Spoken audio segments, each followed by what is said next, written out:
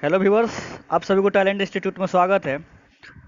तो मैं आज आप लोगों के लिए सुपर 30 हॉट समान विज्ञान का महत्वपूर्ण प्रश्न लेकर आया हूं। ठीक है। तो ये पार्ट नंबर 7 है, भाग 7 है। और ये परीक्षा में सबसे ज़्यादा बार आने वाला प्रश्न मैं आप लोगों को देता हूं। और ये S30 है।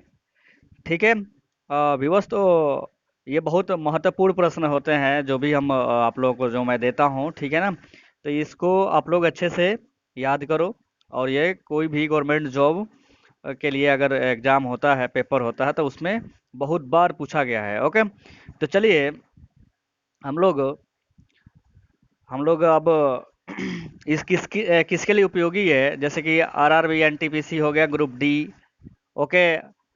या आप रेलवे बैंक में, बैंक हो गया, दिल्ली पुलिस हो गया, स्टेट पुलिस हो गया, CGL हो गया, SSC CHSL हो गया 10+2 वाला।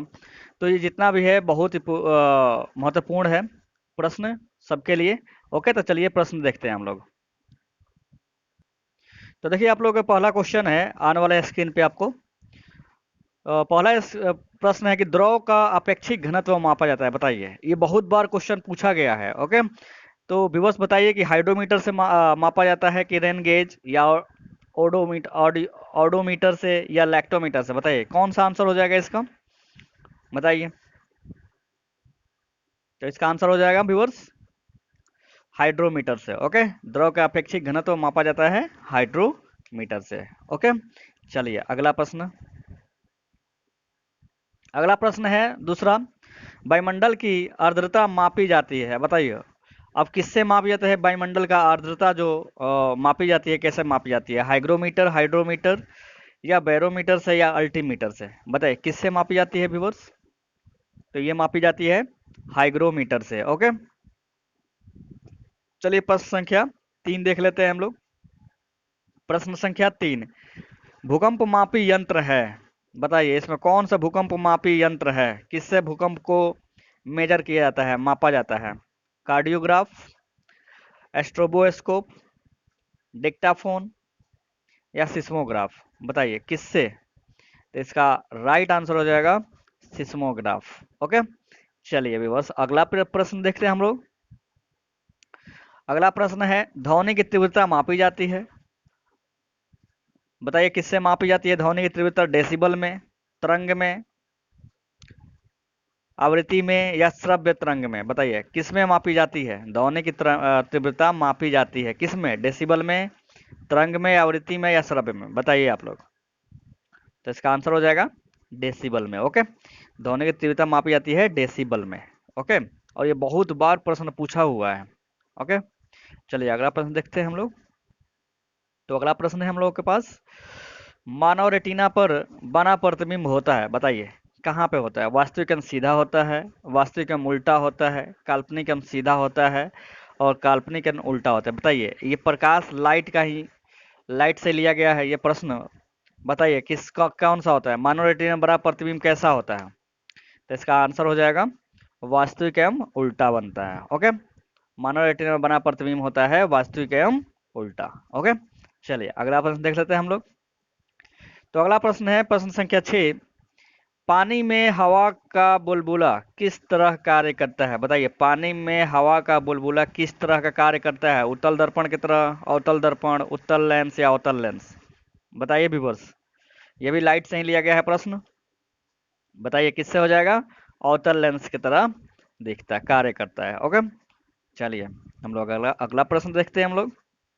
चलिए तो प्रश्न संख्या 7 है, फोटोग्राफिक कैमरे का अभिदृश्यक होता है, बताइए।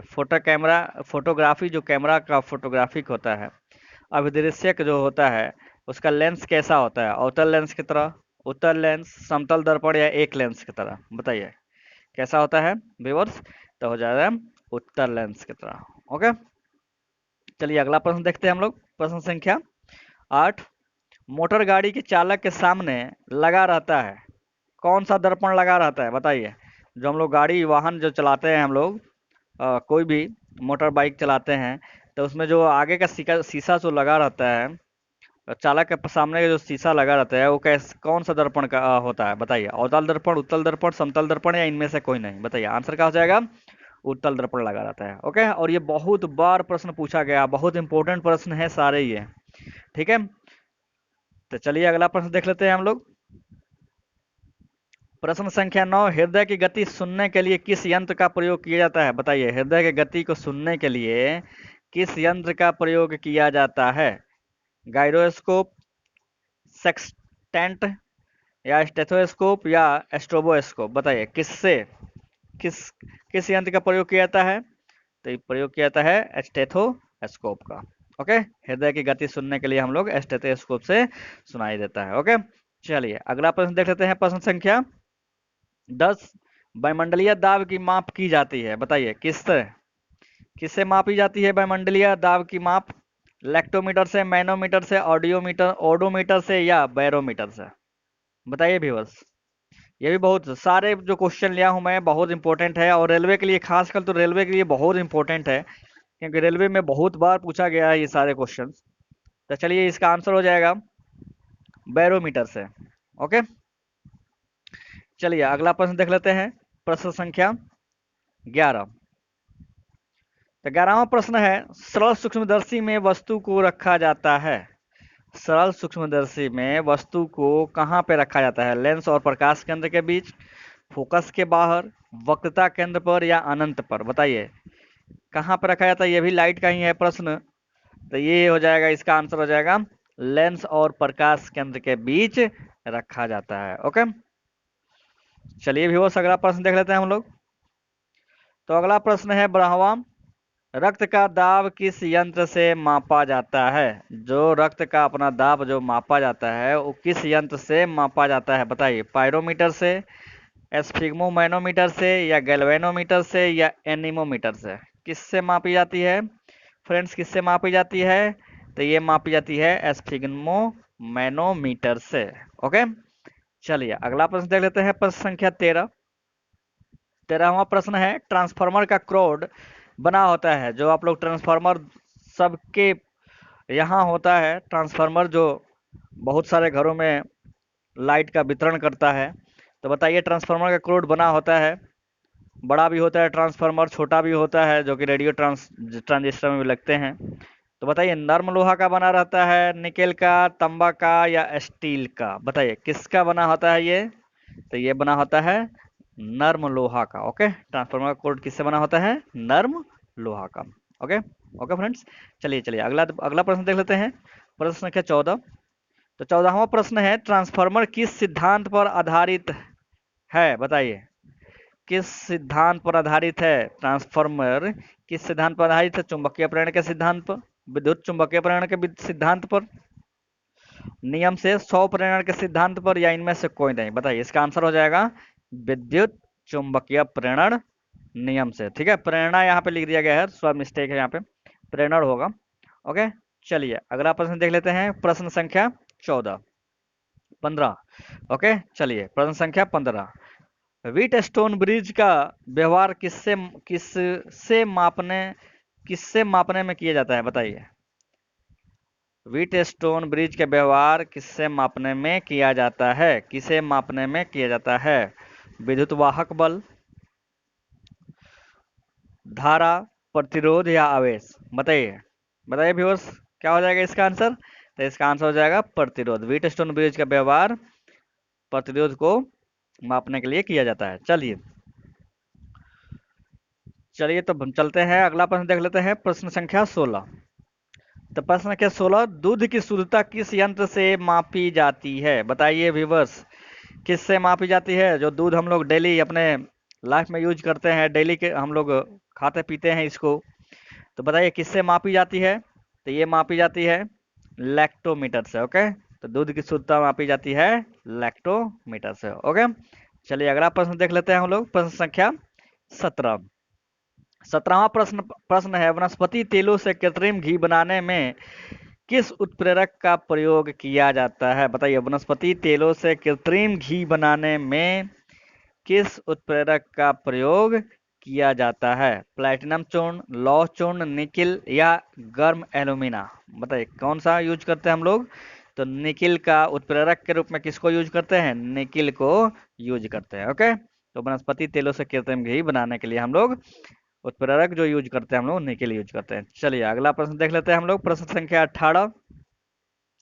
अमोनिया गैस बनाने की हैबर विधि में किस उत्प्रेरक का प्रयोग किया जाता है? बताइए बताइए व्यूअर्स।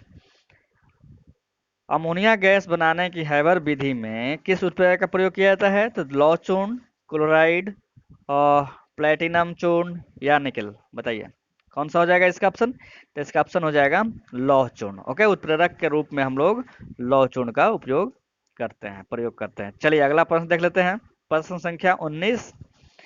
पानी के अंदर ध्वनि सुनने का यंत्र है, बताइए यंत्र कहलाता है। बताइए पानी के अंदर जो हम लोग ध्वनि सुनते हैं वो किससे सुनते हैं? बताइए, ऑडियोमीटर, ऑडियोफोन, हाइड्रोमीटर या हाइड्रोफोन? बताइए इसका आंसर क्या हो जाएगा? इसका आंसर हो जाएगा हाइड्रोफोन। ओके, पानी के अंदर ध्वनि सुनते हैं हाइड्रोफोन के द्वारा। ओके, चलिए प्रश्न संख्या 20। किस यंत्र में यांत्रिक ऊर्जा विद्युत ऊर्जा में परिवर्तित होती है? किस यंत्र में यांत्रिक ऊर्जा विद्युत ऊर्जा में परिवर्तित होती है? ट्रांसफार्मर, मोटर, विद्युत मापी, डायनेमो। बताइए किससे? तो ये हो गया डायनेमो से। ओके, चलिए अगला प्रश्न देख लेते हैं, और ये बहुत इंपॉर्टेंट प्रश्न है साइंस का। चलिए, तो किस यंत्र से में यांत्रिक ऊर्जा विद्युत ऊर्जा में परिवर्तित होती है? तो डायनेमो के द्वारा, जो कि डायनेमो आप लोग जनरेटर में भी यूज होता है। जनरेटर जनरेटर से जो हम लोग इलेक्ट्रिक पैदा करते हैं तो उसमें डायनेमो होता है। साइकिल में आप लोग देखे होंगे, पहले होता था छोटी सी एक, वो भी लाइट उसी के द्वारा होता था, यांत्रिक ऊर्जा से और विद्युत ऊर्जाएं परिवर्तित हो जाती है। चलिए अगला प्रश्न देख लेते हैं हम लोग, प्रश्न संख्या 21। कौन सी युक्ति विद्युत ऊर्जा को यांत्रिक ऊर्जा में परिवर्तित करता है? अब यहाँ पे आ गया कौन सी युक्ति विद्युत ऊर्जा को यांत्रिक ऊर्जा में परिवर्तित करता है? बताइए, डायनेमो, ट्रांसफार्मर, विद्युत मोटर, इंडक्टर। बताइए, तो इसका आंसर हो जाएगा विद्युत मोटर। मोटर क्यों लगाते हैं? मोटर किससे चलता है? इलेक्ट्रिक से। ओके, और मोटर को चला के हम लोग क्या करते हैं, कोई भी चीज में हम यूज करते हैं बहुत सारा, जैसे कि मोटर बहुत प्रकार का होता है। ठीक है, तो विद्युत मोटर यहाँ पे इसका आंसर हो जाएगा। ठीक है, चलिए अगला प्रश्न देख लेते हैं, प्रश्न संख्या 22। रासायनिक ऊर्जा को विद्युत ऊर्जा में परिवर्तन होता है। बताइए, रासायनिक ऊर्जा को विद्युत ऊर्जा में परिवर्तन होता है, करता है। बताइए कौन सा प्रयोग करता है? डायनेमो, इलेक्ट्रिक हीटर में, बैटरी में या परमाणु बम में? रासायनिक ऊर्जा को विद्युत ऊर्जा में परिवर्तन होता है। बताइए इसका आंसर हो जाएगा बैटरी में। क्या हो जाएगा? बैटरी में। ओके व्यूअर्स, चलिए अगला प्रश्न देख लेते हैं, प्रश्न संख्या 23। ट्रांसफार्मर का प्रयोग किया जाता है, किसमें किया जाता है? ट्रांसफार्मर का किस लिए करते हैं? केवल एसी में, केवल डीसी में, दोनों में, इनमें से कोई नहीं? बताइए। तो ये यूज होता है, ट्रांसफार्मर का प्रयोग करते हैं हम लोग केवल एसी में। ओके, तो एसी का फुल फॉर्म क्या होता है? अल्टरनेटिंग करंट होता है। ओके, तो ये सिर्फ ट्रांसफार्मर का प्रयोग एसी के लिए ही किया जाता है। अब एसी ये मत समझ लीजिएगा जो कि घर में लगाया जाता है ठंडक के लिए, वो एसी नहीं है, ये एसी है लाइन वाला। ठीक है, अल्टरनेट करंट होता है। ओके, चलिए अगला प्रश्न देखते हैं, प्रश्न संख्या 24। टेलीफोन लाइन में प्रवाहित ऊर्जा है। बताइए, टेलीफोन सबके घर में पहले था, अब सारे लोग कटवा दिया है, अब तो मोबाइल फोन हो गया। ठीक है, टेलीफोन लाइन में प्रवाहित ऊर्जा क्या होती थी? ध्वनि ऊर्जा, विद्युत ऊर्जा, रेडियो ऊर्जा, यांत्रिक ऊर्जा। बताइए व्यूवर्स क्या हो जाएगा इसका आंसर? तो इसका आंसर हो जाएगा विद्युत ऊर्जा। टेलीफोन जो पहले चलती थी, अब भी है, कहीं कहीं है, ऑफिस में है, तो टेलीफोन लाइन में प्रवाहित ऊर्जा जो होती थी वो विद्युत ऊर्जा होती थी। ओके, चलिए अगला प्रश्न देख लेते हैं, प्रश्न संख्या 25।